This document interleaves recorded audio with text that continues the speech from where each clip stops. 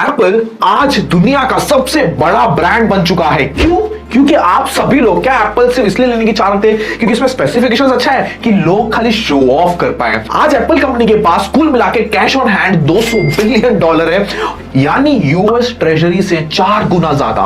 मतलब US treasury के पास कुल मिला के $50 बिलियन है और आज एप्पल का वर्थ रशियन स्टॉक मार्केट से भी ज्यादा है। तो भाई ये माजरा क्या है? जैसे मैंने बताया एप्पल का कुल नेटवर्थ आज $2.4 ट्रिलियन है और वहीं पे गूगल, फेसबुक, नेटफ्लिक्स, अमेजॉन ये चारों कंपनी का मिला के सिर्फ $2.3 ट्रिलियन है। तो सवाल ये आता है कि कैसे एप्पल इतना तेजी से कंपीट कर रहा है इन चारों कंपनीज के सामने। इसका आंसर बड़ा सिंपल है कि एप्पल के पास एक ऐसा फिजिकल प्रोडक्ट है जो बाकी चारों कंपनीज के पास नहीं है। जहां पे बाकी चार कंपनी सिर्फ डिजिटल प्रोडक्ट्स पे डिपेंड होती है, एप्पल के पास आईफोन एक ऐसा प्रोडक्ट है जो एप्पल का ओवरऑल रेवेन्यू में से 45% अकेला आईफोन कंट्रीब्यूट करता है और फिजिकल प्रोडक्ट का वैल्यू हमेशा से ज्यादा रहा है compare to digital products. Apple इतनी बड़ी कंपनी कैसे बनी और हम एज अ बिजनेसमैन या स्टार्टअप फाउंडर क्या इस केस स्टडी से सीख सकते हैं, जानेंगे आज के इस वीडियो में।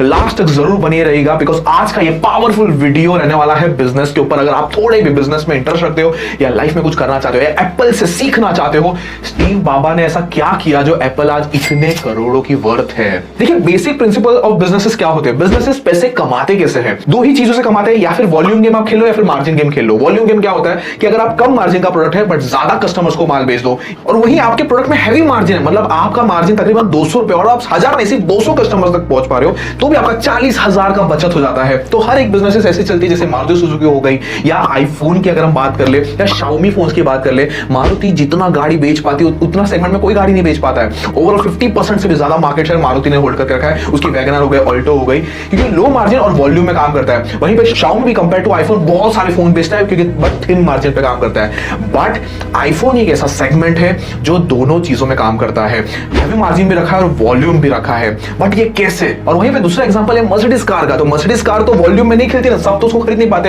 हैवी मार्जिन पे काम करता है बट कुछ ही कस्टमर को बेच के करोड़ों कमाता है। वैसे ये आईफोन वॉल्यूम गेम खेलता है कि मार्जिन गेम खेलता है? ये क्वेश्चन का आंसर आप सोचो। उसके पहले अगर मैं बता दूं तो एप्पल का कुल रेवेन्यू जो हुआ था 2021 में वो है $394 बिलियन और वहीं पे उनके कॉम्पिटिटर का देखा जाए तो वो सैमसंग का अगर देखा जाए तो $240.7 बिलियन हुआ था। मार्केट शेयर में देखा जाए तो आज एप्पल का मार्केट शेयर 17% है, सैमसंग का अगेन क्योंकि वॉल्यूम गेम खेलता है तो उनका मार्केट शेयर 21% है, शाओमी का 13% है। बट अभी भी आपके मन में क्वेश्चन आता रहेगा कि एप्पल वॉल्यूम गेम खेल रहा है कि मार्जिन गेम खेल रहा है? जवाब है दोनों। एप्पल कोई एक गेम नहीं खेल रहा है, एप्पल करोड़ों को बेचता है और अपनी हैवी मार्जिन के साथ प्रोडक्ट बेचता है। बट ये दोनों पॉसिबल है कैसे? जहां पे बहुत सारे बिजनेसेस सिर्फ एक चीज को भी नहीं अच्छे से कर पाते हैं, वहां पे एप्पल दोनों को कैसे लेके चल रहा है। बट ये भी एक फैक्ट है, बहुत ही फ्यू बिजनेसेस है पूरी दुनिया में जो दोनों गेम खेल पाते हैं। आपके बिजनेस में कौन सा सूटेबल है वो आपको समझना है, आपको सोचना है। आपके स्टार्टअप में कौन सी ऐसी चीज है जो हाई वॉल्यूम पे आप बेच पाते हो, मतलब ज्यादा लोगों को बेच पाते हो, और कोई ना कोई ऐसी प्रोडक्ट रहेगी जिसमें मार्जिन बहुत रहेगा बट फ्यू कस्टमर्स ही लेके आते रहेंगे, ये आपको सोचना है। बट एप्पल ने ऐसे कैसे किया? सवाल अभी भी वही हमारे मन में है। तो उसके लिए हम सेकंड चीज समझते हैं, वो है स्टीव जॉब्स की high level thinking. Steve jobs पहले से एक विजनरी थिंकिंग थे। वो हमेशा अपने एप्पल कंपनी को विजन से बांध के रखते थे। चाहे इनकी मार्केटिंग की आज हम बात करें कि चाहे उनके विजन की बात करें, हमेशा मोर देन एक्सीलेंस, मतलब एक्सीलेंस से भी ऊपर प्रोडक्ट क्वालिटी में विश्वास रखते थे।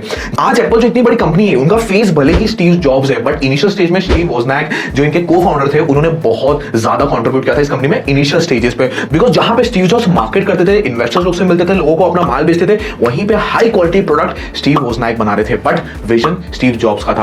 अगर एक छोटा सा किस्सा बताऊं तो एक बार एक इंजीनियर फोन में कुछ सर्किट्स लगा रहा था फोन के अंदर, बट वो सर्किट्स आड़ा टेढ़ा लगा दे रहा था और उसने कवर कर दे रहा था। वहीं पे स्टीव जॉब्स ने देख लिया। स्टीव जॉब्स ने बोला यार ये तो थोड़ा सा टेढ़ा है, इसको सीधा कर दो। वो इंजीनियर ने स्टीव जॉब्स को रिप्लाई किया यार ये तो अंदर का पार्ट है, कौन देखने वाला है? उसने कहा मैं देख रहा हूं, हमें पता है हमारा प्रोडक्ट इतना बेस्ट होना चाहिए कि अंदर भी डिजाइन फुल से बना रहना चाहिए ताकि उसको कभी खोलने की जरूरत ना पड़े।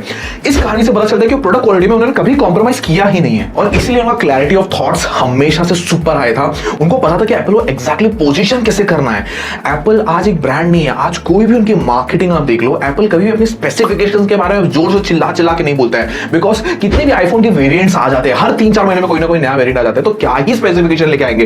बट वो क्या बोलते हैं, हम दुनिया बदल रहे हैं। हमेशा उनके सारे मार्केटिंग सिग्नल्स में यही बोलता है we are changing the world. Initial stage में जब 1983 में जॉन स्किली को एज अ सीईओ हायर करने वाले थे, जॉन स्किली कौन थे? जो पहले पेप्सिको के सीईओ थे, उनको एप्पल में लेकर आना चाहते थे। उनको उन्होंने एक चीज बोला कि भाई तू एप्पल में काम करके दुनिया बदलना चाहता है कि वही अपना चीनी वाला पानी बेचना चाहता है, थॉट तेरे ऊपर है।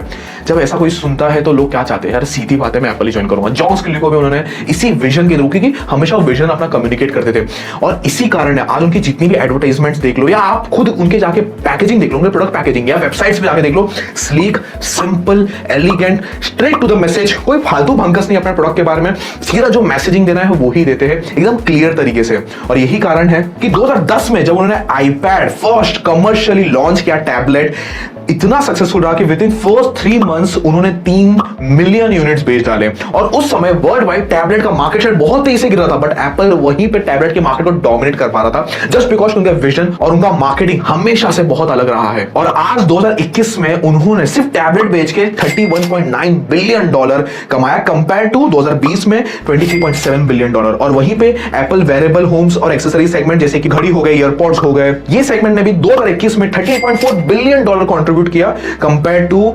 $7.8 बिलियन जो कि 2020 में था। इस तरीके से आप देख पा रहे हो इनके प्रोडक्ट की सेगमेंट्स कंटिन्यूस लगातार ग्रो होते जा रहा है। इसमें 2 कारण, जैसे मैंने बताया, इनका एक मार्केटिंग बड़ा शानदार रहता है, ये प्रोडक्ट नहीं बेचे, ये ड्रीम्स बेचे, लोगों को कंफर्टेबिलिटी, लग्जरी बेचे। आज भी आईफोन का जानबूझ के आप लोग खाली वो कटा हुआ एप्पल दिखाते हो अपने हाथ में, क्योंकि आप खुद इसको मानते हो कि एक लग्जरी का सिंबल बन चुका है। और दूसरा, इनका प्रोडक्ट क्वालिटी, सबको पता है एक बार एप्पल फोन ले लिया ना, 3-4 साल 5 साल तक कुछ नहीं होने वाला है। Plus compare to Android, Apple अपने यूजर्स का सिक्योरिटी हमेशा हाई लेवल पे रखता है, इसलिए मैक्सिमम टॉप ब्यूरोक्रेट्स हो गए या टॉप मिलिट्री ऑफिशियल्स हो गए, हमेशा एप्पल के प्रोडक्ट्स यूज करते हैं, क्योंकि उनका डेटा बहुत सिक्योर रहता है। उसके अलावा हमने एक चीज, अगर आप एप्पल यूजर हो या नहीं हो, एक चीज नोटिस किया रहेगा कि एप्पल हमेशा से एग्रेसिव सेलिंग करता है। मतलब जो बंदे ने आज आईफोन लिया, कोई भी मॉडल हो, उसके 3-4 महीने बाद ही नया वेरिएंट आ जाता है, उसके 3-4 महीने और दूसरा नया वेरिएंट आ जाता है। तो जो फर्स्ट बंदा है वो हमेशा सोचता है मैं तो बैकडेटेड हो चुका हूं, और उसको और चाह होने लगती है कि नया अपग्रेडेड वर्जन लेके रखो एप्पल का। ये इरिटेटिंग तो है, लेकिन फिर भी कंपनी का सेल्स हमेशा बढ़ता हुआ ही दिख रहा है। मतलब लोग इससे नाराज भी होते हैं बट खरीदते भी है। इसका बड़ा सिंपल है कि एप्पल ना pencil and rubber strategy use करता है। ये बड़ी कमाल की स्ट्रेटेजी है। अगर आप इसको समझ गए और अपने बिजनेस में इसको इंप्लीमेंट करने का सोच लिया और कर लिया ना, तो आपके बिजनेस का रेवेन्यू जो पिछले साल हुआ था, ये स्ट्रेटेजी इंप्लीमेंट करने के बाद उसका एटलीस्ट 1.5 टाइम्स ऊपर होना ही होना है। पेंसिल एंड रबर स्ट्रेटेजी बड़ा सिंपल है। जब भी आप पेंसिल लेने जाते हो, आपको रबर तो लेना ही पड़ेगा, पेन लेने गए तो रिफिल तो खरीदना पड़ेगा। वैसे ही एप्पल अपने यूजर्स के लिए अपना खुद का एक इकोसिस्टम बना के रखा है। उसका मतलब क्या, एक बार एप्पल के घर के अंदर आ गया ना, वो यूजर जल्दी उसको छोड़ के नहीं जाएगा। जैसे किसी ने आईफोन खरीदा तो आईफोन में खुद के कुछ ऐसे इनबिल्ट ऐप्स है, बाकी कोई ऐप्स पे चलेंगे नहीं। और दूसरा चीज है कि एप्पल हमेशा से अपने यूजर से हर चीज का पैसा भरवाता है, चाहे वो एप्पल ऐप्स को डाउनलोड करने रहे, आईट्यून्स पे म्यूजिक डाउनलोड करना रहे या बुक्स डाउनलोड करना रहे, हर चीज के लिए पैसे भरवाता है। तो उसको पता है कि बंदा अगर यहाँ पे एक बार पैसा दे देता है, तो जब भी वो अपना फोन अगर स्विच कर जा रहा है आईफोन से कहीं और दूसरे फोन में चले जा रहा है, सैमसंग या दूसरे फोन में, तो ये इन्वेंटरी जो यहाँ पे वो परचेस कर रखा है वो खो देगा। इसलिए मैक्सिमम यूजर्स तो आईफोन से जल्दी चेंज ही नहीं होते, वो भी कारण है। और दूसरा, अगर एप्पल वॉच ले लिया तो एप्पल वॉच आईफोन के बिना चलेगा ही नहीं किसी और चीज में। ऐसे इकोसिस्टम्स बना के रखे जिसके लिए वो यूजर से पैसा ही भरवाते हैं, काफी एप्स डाउनलोड करवाने के लिए, सॉन्ग डाउनलोड करने के लिए, जिससे यूजर पैसा भी देता है और यूजर कोइंसिडेंटली सबकॉन्शियसली एप्पल से और मजबूती से जुड़ जाता है, जिससे उसको निकाला नहीं जा सकता। इस चीज को समझने के लिए ये समझिए कि 2021 में एप्पल ने सिर्फ आईफोन बेच के $192 बिलियन का सेल्स किया था। वहीं पे 2020 में सिर्फ $137.8 बिलियन का इन्होंने आईफोन बेचा था। मतलब इतना खासा सेल्स कर लेते हैं। बट हमारे मन में सवाल ये आता है, $192 बिलियन का इन्होंने एक बार कस्टमर को एक्वायर कर लिया।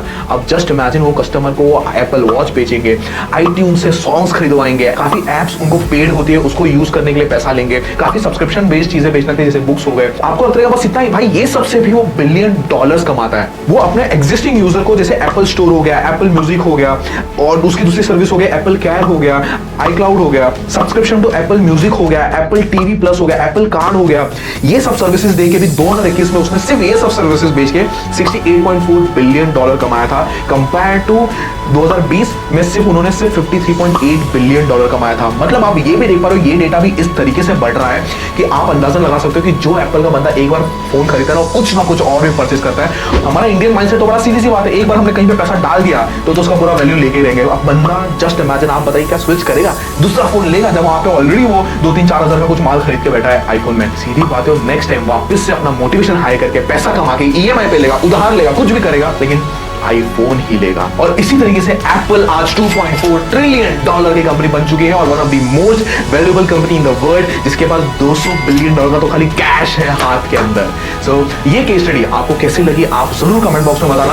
आपको इससे लर्निंग्स भयंकर मिलेगी अगर आपने इसको दोबारा शांति में एकांत में बैठ के देखा, क्योंकि ऐसी कंपनी रोज रोज नहीं बनती है और ऐसे केस स्टडीज भी रोज रोज नहीं बनते। तो अगर आप ऐसे केस स्टडी से लर्न करना चाहते हो जो अपने बिजनेस में अपने स्टार्टअप में इंप्लीमेंट कर सकते हो ताकि आप भी कुछ देश और दुनिया को बदल पाओ, ऐसा जज्बा आप रखते तो हो, लेकिन ऐसे केस स्टडीज से स्ट्रेटेजीज इंप्लीमेंट करके आप एक्चुअल में वो कर पाओगे, शेयर जरूर करना अपने उन दोस्तों और उन फैमिली मेंबर्स के साथ जो ऐसे प्रोडक्ट का इंफॉर्मेशन चाहते हैं और ऐसे बिजनेसेस बिल्ड कर पाए इस कहानी से, इस आसान हिंदी भाषा में। लाइक का बटन जरूर दबाना अगर इस कंटेंट से थोड़ा सा अगर आपको वैल्यू मिला रहेगा, ताकि YouTube इसको और लोगों तक पुश करे। सब्सक्राइब आपने किया कि नहीं किया, सब्सक्राइब जरूर कर लेना अगर ऐसे बिजनेस कंटेंट आपको पसंद आते कि नहीं। सब्सक्राइब करने के लिए आईफोन खरीदने की जरूरत नहीं है, फ्री ऑफ कॉस्ट है, खाली उंगली का सही इस्तेमाल करो और सब्सक्राइब का बटन दबा दो। तो मिलते हैं अगले पावरफुल वीडियो में।